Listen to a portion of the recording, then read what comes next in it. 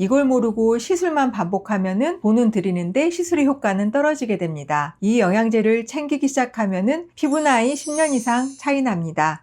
요즘에 이런 생각 많이 드시죠? 피부과는 꾸준히 다니고 있는데 왜 이렇게 계속 늙어지는 것 같지? 피부 리프팅도 하고 레이저도 했는데 무엇이 부족한가 하고 다시 한번 피부과 예약을 하고 피부과를 방문하기도 합니다. 하지만 여러분들이 모르고 계시는 것 한 가지가 있어요. 피부는 겉에서 넣어주는 것뿐만 아니라 안에서 빠지는 것들을 채워주는 것이 굉장히 중요합니다. 40대, 50대 피부는 겉에서 채워주는 것뿐만 아니라 안에서 빠져나가는 것을 확인하고 이것들을 해결해 주는 것이 굉장히 중요합니다. 이걸 모르고 시술만 반복하면은 돈은 들이는데 시술의 효과는 떨어지게 됩니다. 늦기 전에 바꿔야 할 게 있습니다. 이 영양제를 챙기기 시작하면은 피부 나이 10년 이상 차이 납니다. 그 이유를 지금부터 설명해 드릴게요. 왜 40대 이후는 피부가 유지가 안 될까요? 40대 이후에 피부가 유지가 되지 않는 것은 단순히 콜라겐의 감소 때문만은 아니랍니다. 피부의 환경에는 여러 가지가 있는데요. 실제로 피부의 재생 속도나 면역 강화, 그리고 염증 반응의 조절,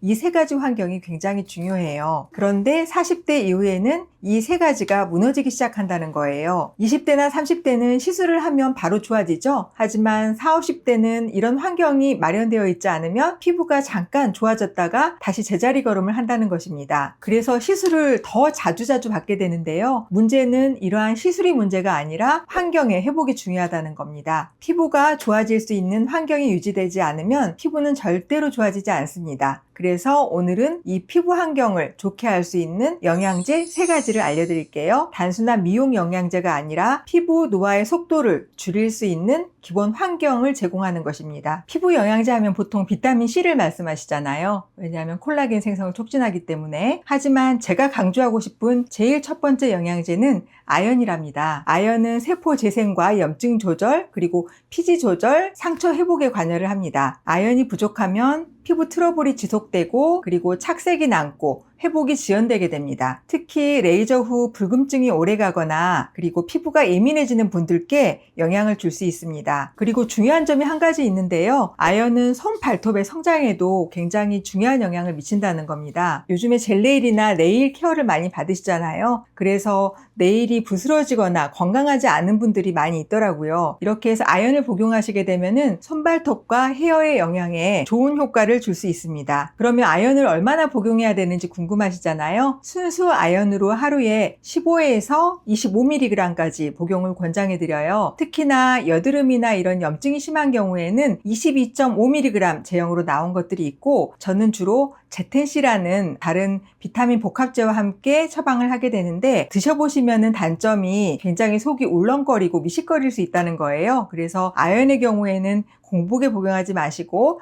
꼭 식사 후에 직후에 드시는 것을 권해드립니다. 두 번째는 유산균이에요. 유산균은 피부 영양에 많이 쓰는 경우를 많이 보셨죠? 그래서 여러분들 장 피부축이라는 말씀을 들어보셨을까요? 장이 피부의 건강에도 영향을 미친다는 말이에요. 그래서 실제로 장하고 피부축이 연결되어 있다는 그런 논문으로 재미있는 논문이 하나가 있는데 어떤 쥐의 자외선을 조사했을 때 조직 검사를 했을 때 그 장의 점막이 많이 손상되어 있었다고 하더라고요. 이렇게 해서 장 피부축이 있기 때문에 장이 무너지게 되면은 피부의 염증, 면역, 피부 예민화가 나타나게 된답니다. 그래서 성인성 여드름이 계속 반복된다거나 아니면은 반복되는 붉어짐, 그리고 아토피가 점점 심해질 수 있습니다. 여기서 중요한 것은 유산균의 또 종류가 중요한데요. 우리가 보통 메드락에스도 처방하고 락토바실러스, 락토 유산균도 많이 처방하고 하는데 우리 피부의 면역과 그리고 피부의 점막의 안정화를 시킬 수 있는 것은 유산균의 종류도 중요한데 락토바실러스가 피부의 장벽과 면역 조절에는 도움이 된다고 나와 있어요. 락토바실러스 계열은 특히나 열에 약하기 때문에 이것은 냉장 보관을 하는 것이 중요하고 또 유산균의 복용 방법에 대해서는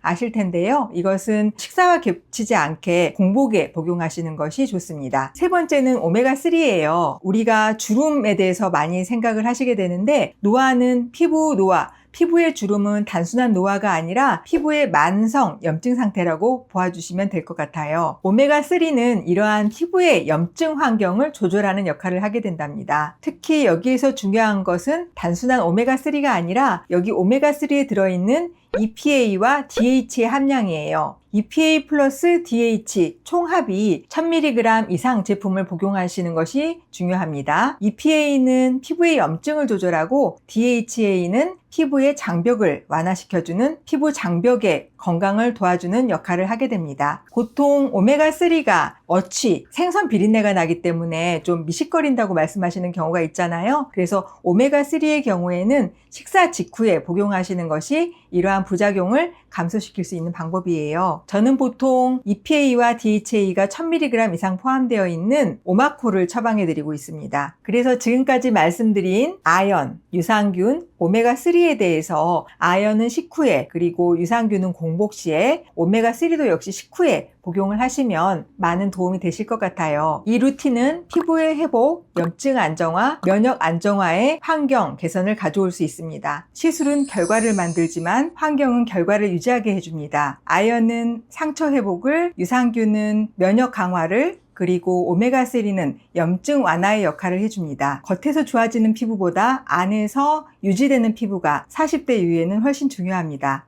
이 기본을 챙기는 것만으로도 앞으로 피부 시술의 효과는 달라질 수 있습니다. 더 늦기 전에 시작하시면 피부 나이의 흐름은 충분히 달라질 수 있습니다. 제 채널과 함께 꾸준히 피부의 건강을 위해서 노력해 보아요. 이 채널이 도움이 되셨다면 좋아요와 구독 부탁드리겠습니다. 감사합니다.